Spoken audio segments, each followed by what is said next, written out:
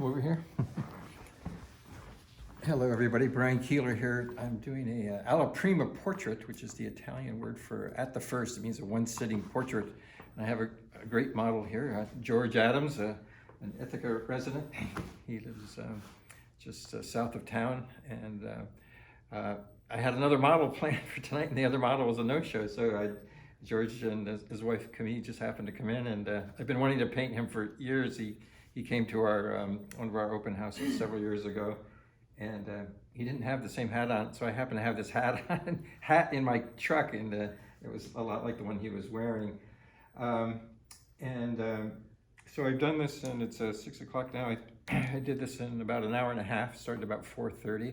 So this is my one-sitting portrait. Come on into the painting here closer, and I'll explain about some things. It was invaluable having Camille here, because she's a wonderful artist too. She does watercolors, and so she gave me some independent observations that were really invaluable. One of the things about painting is to try to always get a fresh view, and so Camille kind of offered that, and there are some things.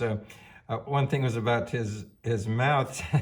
She had an interesting way of explaining about George's mouth. He says he smiles like an upside down smile, which seemed, but the way he's smiling right now is the way that I was capturing him. It's maybe it's just about the way I have it here on the painting here.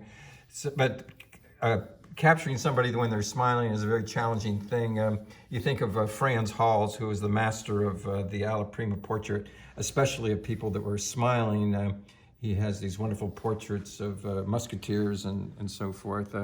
If you step back here, but it's almost a study in value. I've added color, and we have this dramatic light, and it's a lot like a Rembrandt type of light. And I've just been studying Rembrandt for a long time, but just recently we were at the NGA, and I did a sketch of this wonderful self-portrait of Rembrandt, and this has a lot of similarities to that painting that's in the National Gallery. Camille's here. Maybe Camille'd like to say a few things about whatever. I think Brian is awesome. And I think he has a very handsome model. And Fenton, he's an aspiring artist here. yeah. No, So what was your takeaway very, today? very inspiring to watch you work. Just everything from the amount of paint you put on the brush to where you start versus where you ended up. Just very, very helpful in my development. So thank you for being here. Come on back in. Just a couple other things here. With portraits, coming close to the painting, especially right now, the light was different when I started, but there's this wonderful serendipitous effect of right here now. There was the wonderful light kind of catching on his eyebrows. Camille asked me if I saw his eyebrows, and he had an accident where they were singed. But there's right there a nice little serendipitous effect of light, and so there's some wonderful things. But another thing that I'll mention is softening edges. It's one of the the things one has to do a lot, and I'll do that here on the ears, just softening edges.